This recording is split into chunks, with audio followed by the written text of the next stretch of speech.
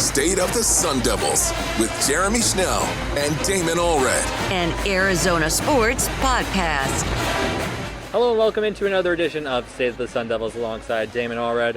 I'm Jeremy Schnell. A 23-7 loss for the Arizona State Sun Devils here at Mountain America Stadium to U of A, ending their hopes at another Big 12 title this season, and they will no longer be the defending champions after next week, where BYU and Texas Tech, we now know, will face off against each other no matter what happens tomorrow or today by now.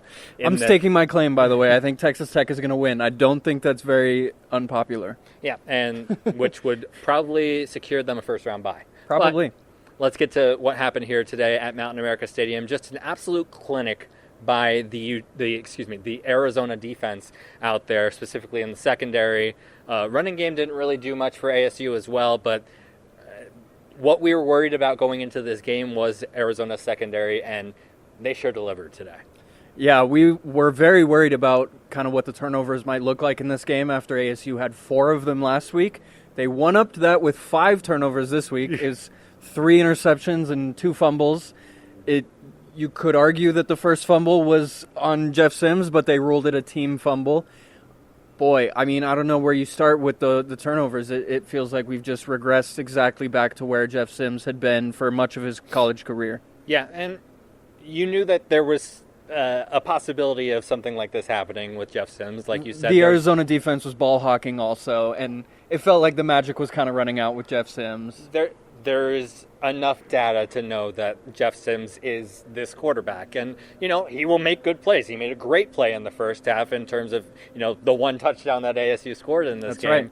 Right. Just, like you said, maybe the magic ran out a little bit as we're getting attacked by animals today. But anyway, that's for the YouTube audience anyway. We'll let you go and watch that on YouTube if you care about it. I think that one thing that really has to be pointed out, though, is just how masterful Arizona was in designing what it wanted to do on offense. Yeah. I mean, you look at just the last time we were here at Mountain America Stadium, what did we say about the West Virginia game was, why are they throwing at Keith Abney so much? You know what Arizona did today? They never even looked at Keith Abney. But they threw at everyone. Abney got burned on a couple plays as well. Right, but for the first half where, I mean, we can get to the turnovers breaking down the defense and the defense wearing down, but, I mean, for the first half, it felt like Noah Fafita was only looking at Javen Robinson, and for a lot of it, Javen Robinson was getting beat. Yeah, and, I mean, obviously the pass interference play on the final drive didn't really help for Javen Robinson's case. I don't think he was terrible today. I just think the short pass... He's just the weaker link than Keith Abney is all. I mean, and that's fair. Keith Abney is like a first-round potential draft pick. And so to be lesser than that is fine. The short passing game was killing ASU today, specifically the slants over the middle of the field. On play action, there was a second down early in the third quarter where I was like, okay, so they got behind the sticks because there was an incomplete pass in the first play. This is what they're going to do. They're going to run a slant play. They're going to get all that yards back. And then they're going to have third and manageable, which they did, and they continued to do, and ASU was unable to stop it. It really felt like the only times the ASU defense was making headway was when they would be in a third and short, and then suddenly it's a 9-yard loss or a 12-yard sack. And then those were what led to really the missed field goals and, any time that the Arizona offense stalled out when it was deep into ASU territory, which happened a lot. Yeah. I mean, this was a 23-7 game. It really should have been more than that, based on how both teams were playing. It's crazy because ASU's up at half, 7-3. You're feeling kind of okay about it. You're like, okay, maybe they'll get the offense going in the second half, and then it all just went downhill from there. Specifically, after Arizona punted early in the second half, and then the fumble happened. Which, speaking of punting, we got to talk about ASU's punting. I mean, it's so weird because ASU has always been so good at developing punters. You think of Matt Hawk and other punters. Sleep Dalton was pretty good here at ASU. I'm just not sure what's going on with that specific part of this team. We talked about the kicking game last year, and boy, Jesus Gomez missed that kick today, and you would have liked to have those 3 points on that final possession, but anyway. The thing I come back to, too, is that Kenyon Floyd was ranked as the number 2 punter in his class when he came to ASU out of Horizon High School, which, being a local guy who had been a really high level of prospect at his position. You might expect a little more out of what we've gotten from Canyon Floyd. I mean, the best thing Canyon Floyd has been for ASU is a quarterback at times, but when they've gone to the fake punts. Yeah. I mean, it just, you can't win games turning it over 5 times, giving Arizona short fields, and all of this while Arizona is a very good team in itself. Like, Arizona is the best team that ASU has played probably since Texas Tech. Yeah. And they acted like it today. Yeah. Shout out Brent Brennan and that coaching staff putting that game plan together. And he's got that thing moving in year 2. Turning this team around. Congratulations. I know ASU fans don't want to hear it, but right. Congratulations on a 9-win season for the Arizona Wildcats. They're going for 10 once they get to that bowl game. ASU's still a chance to get to 9, yes. which would then mean 20 wins over 2 seasons. Obviously, that's only happened one time this century. Talked about that in the press conference. Yeah. But I do want to talk about just the future of this program overall, and then we can get more into the X's and O's of what happened in this game. Second season of Kenny Dillingham was great. Higher than anybody thought that they would be. Getting to the Big 12 championship, winning the Big 12, getting to the Peach Bowl, almost winning the Peach Bowl, fantastic. This year, I had said in our preseason podcasts that this year they're playing with house money. Mm-hmm. If they follow up last season with another good season, even if they do a great season, make it back to Arlington, that would be awesome. The third year of this turnaround matters so much more to me, because what we've seen in the past with ASU is 2 good years. Mm-hmm. Can they sustain it? Can they be a program that continues to be a force to be reckoned with year after year and be in the conversation to win a Big 12 title year after year? That's why I think next year is so important. Obviously, they still have a bowl game to play, and getting to 9 wins would be great for a second, turnaround season, third year of Kenny Dillingham's regime. But I think the third year is so much more important to see. It's a litmus test to see where this program can be and where it can continue to go and grow. Absolutely, and especially to me when you consider that, I mean, the 20-plus difference-making seniors that we watched do their senior walk tonight. I mean, these are guys that truly have set the standard a little higher than what ASU is used to. And like you've mentioned, a lot of the time it's only been 2 years. You have to make sure that the freshmen that come in, the transfers that you bring in, that they're all keeping that same standard. Yeah. Otherwise, you're just going to be back to square one, and Kenny Dillingham might leave and things like that. And I mean, it's a cycle with the ASU program if you can't sustain that success. But what we know is that some of the young guys have started to buy into that culture. I mean, you've seen some of the freshmen that are true freshmen on this team have moments in games, like Demarius Robinson. I know that he hasn't been sparkling all the time. He had that fumble. It feels like the last time he touched the ball. But, I mean, still, he's been a guy that can come into the game. Makua Pule is a young guy that's been able to come into the game. Makai Stewart. Some more guys as well, guys that were able to stay off scout team. That, to me, was what I was gauging, is which freshmen are staying off of scout team. And, I mean, there are a good amount of them this year. And so it's just like Kenny Dillingham has talked about with the building the flight, building the plane as you're flying it. It's tough. We get it. ASU hasn't really done it, and the 2 seasons that they've had have been among the best 2 seasons that ASU has had during my lifetime, for example. And so, you just hope that they can keep it going once the new core gets brought in.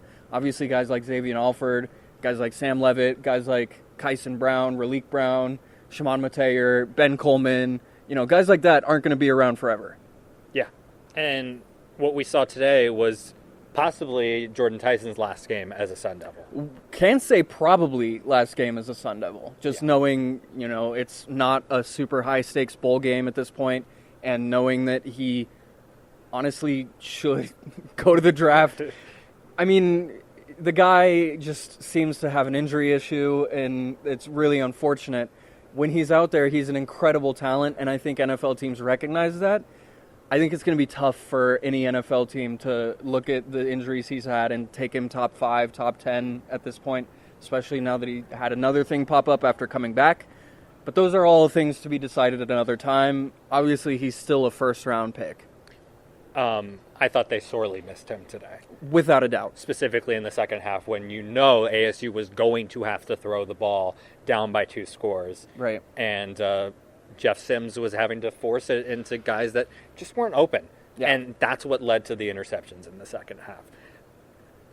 Jordan Tyson seems to always be open out there. Yeah. And, I mean, that guy separates like none other. So they sorely missed him. They sorely missed Sam Levitt, specifically in this game, just because of, how Jeff Sims played. And that's not taking anything away from how Jeff Sims played in the 4 previous starts that before this game. Mm-hmm. But Sam and Levitt, I'll even say Kyson Brown as well, add to that group. Yeah. They missed a lot of guys in this game. But that doesn't take away from also what Arizona did and their game plan in this game. They were spectacular, a 9-win season for them, and they've won now 3 of the last 4 Territorial Cups. Yeah, that's not something that you're pleased with if you're Kenny Dillingham. Obviously, he was talking about, man, this happened, I get it, I'm going to have a year of people talking crap to me, and so, it's just the nature of the beast in college football. If you don't win your rivalry game, you're going to hear about it. You want to talk men's basketball real quick before we get out of here? Yeah, let's hit it real quick. All right. Hit women's basketball real quick, too. Okay, yeah. Pretty good job down in Maui, honestly. Winning 3 games in a row is really hard, specifically when it's 3 days in a row. Yeah. What a performance from Mo Odom. Maui Mo, as people are saying. Performances from Mo Odom. Yeah. And I'll even say the Hawaii game before that as well. To be able to win true road games in college is hard. And to be able to do it at Hawaii, where you're literally thousands and thousands of miles away from home. Obviously, Hawaii's a nice place. We get that. But it is still miles and miles away from home, where that Hawaii team was actually favored to win the game, was playing at home. And so to be able to get that win and then take that momentum into wins over Texas and Washington State in Maui before ultimately succumbing to a much more talented, much more experienced, much more Chad Baker-Mazzara team in USC. That guy is he's a character, that's for sure. Yeah, so really good job down in Maui. We'll have to see how they build off of that because I still want to see what they look like against Big 12 teams, even like the Colorados. Yeah, they play a former Big 12 team next week in Oklahoma. We go. Yeah. So we'll see how they do. That's at the Mortgage Matchup Center. Both Damon and I will be there, so we'll be able to bring you some of the highlights and stuff that happens at Mortgage Matchup Center when ASU finally gets back on the mainland, I should say. But women's basketball, they're off to their hottest start since 1991 to 92. Actually, I think now it's better than that. 7-0. Yeah. Molly Miller has She doesn't lose. She does not lose. That stat that was getting publicized before the season about minimum 5 seasons among active D1 head coaches. Where do they stand? Molly Miller was 3rd behind only Gino Oriema and Kim Mulkey. I'm very curious to see if she's caught either one of them yet, just with these 7 wins. I don't know if those other teams have lost at all yet this year, but they're both very good. Yeah.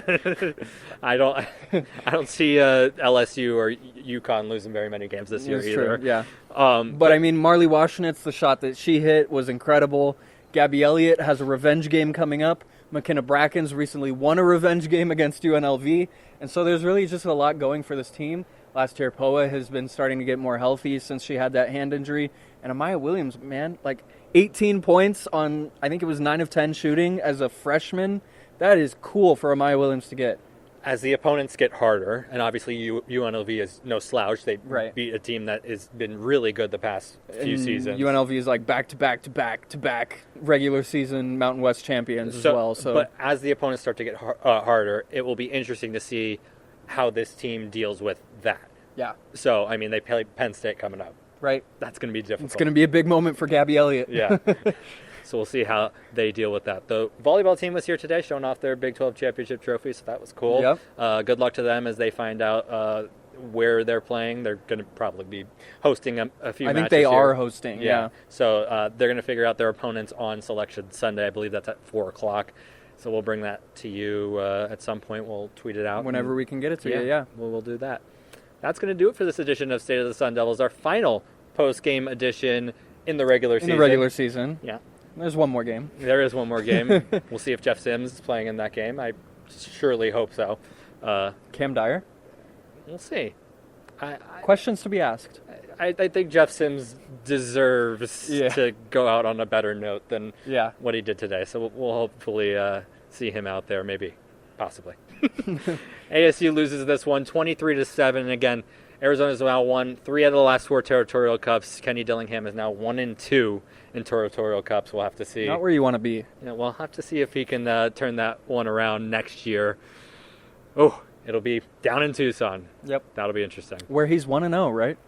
Yep. There you go.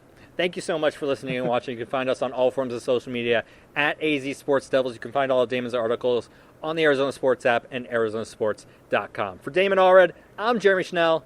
We'll talk to you soon.